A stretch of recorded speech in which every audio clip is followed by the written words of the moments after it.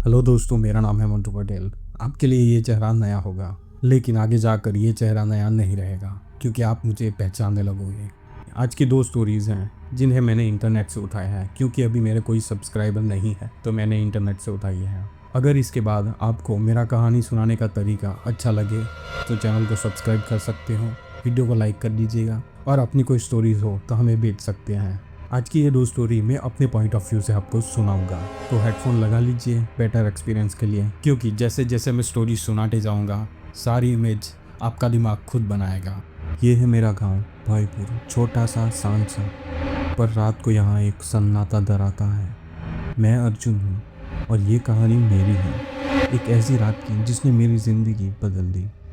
तुम सोच रहे होंगे ये तो एक नॉर्मल गांव लगता है, पर यहाँ एक बात है, रात के 10 बजे के बाद कोई बाहर नहीं निकलता। क्यों? क्योंकि जंगल में कुछ रहता है, कुछ बहुत बुरा।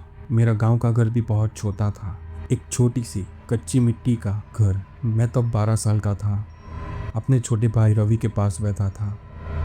रवि बिस्तर पे पड़ा हुआ था, उसे बहुत तेज़ बुखार आ रहा था। दादी भी पास में बैठी हुई थी, वो चिंता में उसके हाथ मल रही थी। जंगल के उस तरफ एक बाबा रहता है, वो झाड़ फूक करता है।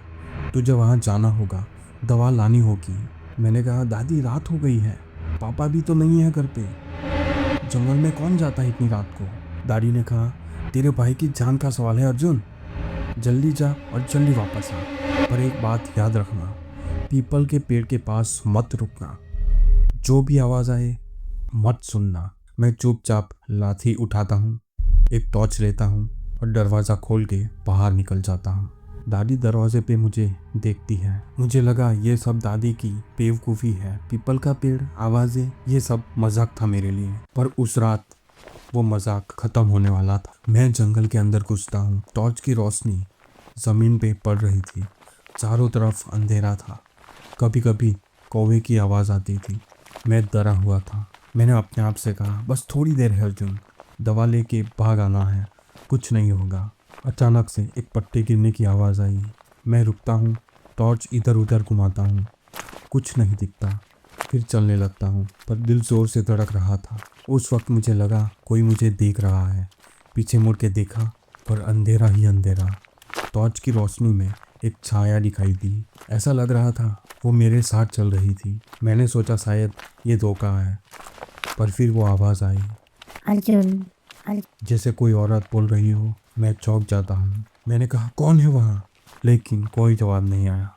मैं तेज चलने लगता हूँ। थोड़ी ही दूर एक छोटी सी झोपड़ी दिखती है, अंदर एक बाबा बैठा हुआ था, लंबी लंबी दाढ़ी, आंखों में अलग सी चमक। मैं हाँफते हुए अंदर चला जाता हूँ। मैंने बाबा से कहा, बाबा मेरे भाई को बहुत बुखार है, कुछ दवा दो जल्दी। बाबा ने धीरे से अजीब सी स्माइल के साथ कहा, दवा तो दे दूंगा लड़के, पर वापस जाते वक्त पीपल के पेड़ के पास मत रुकना, जो भी बोले मत सुनना। बाबा मुझे एक छोटी सी पुड़िया देते हैं। मैं शुक्रिया बोल के वापस निकल आता हूँ। मुझे लगा ये बाबा भी दादी जैसा पागल हो गया है। पीपल का पेड़, आवाज़ें, सब ड्रामा, पर वापस आते वक्त ड्रामा सच होने वाला था। रात के 10 बज चुके थे, जंगल का सन्नाटा अब और गहरा होता जा रहा था। टॉर्च की रोशनी में वो छाया मुझे फिर दिखाई देती है। मैं रुकता हूँ, ये क्या है, कोई है वहाँ? फिर आवाज़ आती है, अर्जुन इधर आ। पहले दादी जैसी आवाज़ थी, फिर एक रोती हुई औरत जैसी। मैं टॉर्च घुमाता हूँ और थोड़ी ही दूर पीपल के पेड़ के नीचे एक सफ़ेद साड़ी वाली औरत दिखती है। उसका चेहरा नहीं दिख रहा था, उसके बाल आगे थे।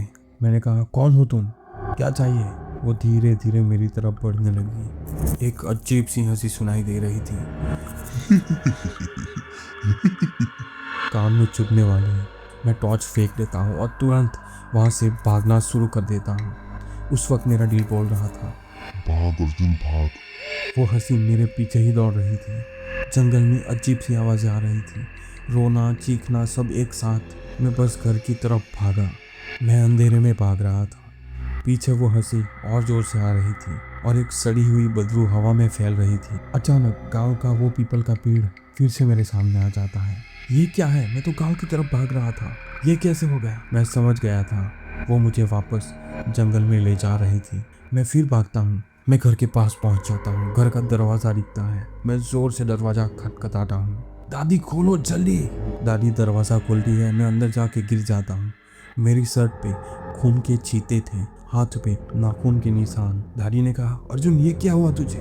मैंने कहा, दादी वो औरत पीपल के पेड़ पे वो मुझे बुला रही थी। दादी ने कहा, तूने उसे देख लिया? वो चुड़ैल है जंगल की, जो उसके पास जाता है वो कभी वापस नहीं आता। दादी मुझे पानी पिलाती है। मैं रोने लगता हूँ। उसके बाद हम रवि को पुड़िया दे देते हैं। उसका बुखार उतर जाता है, पर मैं रात भर सो नहीं पाता। खिड़की के बाहर वो सफ़ेद साड़ी वाली औरत मुझे दिखती है। वो मुझे घूर रही थी। उस रात के बाद वो हंसी मेरी नींद छीन गई। हर रात खिड़की के बाहर वो दिखती है। दादी बोली वो तुझे छोड़ देगी। मुझे लगा वो मुझे कभी नहीं भूलने वाली। अभी मैं 18 साल का हो गया हूँ। गांव में एक लड़का गायब हो गया है। 2 दिन बाद उसकी लाश पीपल के पेड़ के नीचे मिली। चेहरा चुड़ैल जैसा, आंखें खुली, मुंह में वही हंसी। आज भी जब गांव जाता हूँ वो पीपल का पेड़ मुझे घूरता है।